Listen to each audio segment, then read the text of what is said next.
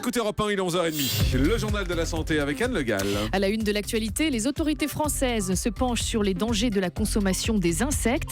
Les personnes de petite taille sont plus à risque de maladies cardiovasculaires. Et puis, les gares concentrent 20% des arrêts cardiaques à Paris. Et cette question, donc, tout d'abord, est-il dangereux de consommer des insectes pour certaines personnes? La réponse est oui. Et oui, pour la première fois, l'Agence nationale de sécurité sanitaire de l'alimentation publie un avis sur les dangers de cette consommation.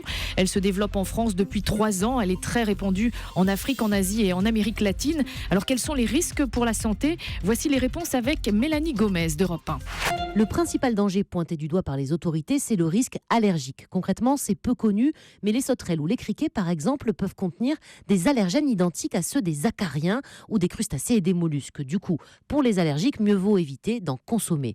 Et puis sinon, les autres dangers sont les mêmes que l'on peut retrouver dans tous les aliments, c'est-à-dire des insectes qui seraient porteurs de virus, de bactéries ou de polluants comme des pesticides. Donc pour limiter ces risques, l'ANSES préconise de définir un cadre réglementaire précis sur les conditions d'élevage et de production des insectes. Et ça, c'est important pour les consommateurs comme Éléonore, 26 ans. Elle achète régulièrement des criquets élevés aux Pays-Bas et préparés en France pour ses apéritifs entre amis. La provenance, c'est important. Et puis après aussi, voilà, de savoir que les insectes ont été aromatisés en France. Il y a le petit côté made in France, entre guillemets. J'ai fait découvrir ça à mon entourage et d'une manière générale, tout le monde a la même attitude au départ. C'est oulala, qu'est-ce que je vais manger? Et quand on l'a goûté, non, en fait, c'est vrai que c'est comme une chips. Récemment, j'ai fait une glace à la vanille et j'ai ajouté des petits verres à l'intérieur. Il n'y a pas de goût, en fait. C'est juste un petit peu plus croustillant. Voilà des propos recueillis par et Mélanie Gomez.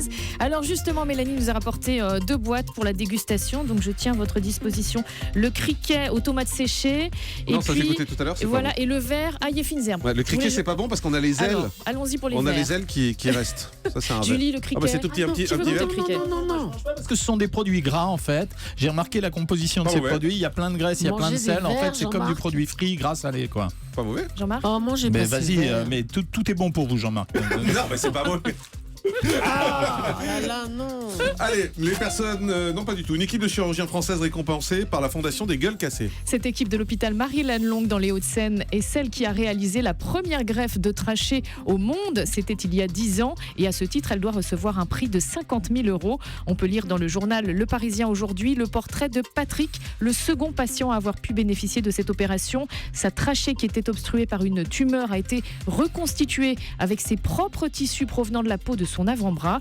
Aujourd'hui, Patrick, 60 ans, vit normalement, il fait du sport et, dit-il, si je gagne l'auto, je donnerai tout ce que j'ai aux médecins qui m'ont soigné. Je leur serai éternellement reconnaissant, dit-il. Au total, 15% des personnes dans le monde seulement ont pu être sauvées grâce à cette opération initiée par la France. Les personnes de petite taille sont plus sujettes aux maladies cardiovasculaires. Oui, une variation de 6,5 cm augmente le risque de maladie coronaire de 13,5% selon une étude parue dans le New England Journal of Medicine. C'est ainsi qu'une personne mesurant 1,52 m a en moyenne 32% de risque de maladie cardiaque en plus par rapport à une personne qui mesure 1,67 m. L'étude établit que le lien entre la taille et le risque cardiovasculaire a une origine génétique. Dans cette étude, d'autres facteurs comme la nutrition dans l'enfance ou des facteurs environnementaux ont été écartés.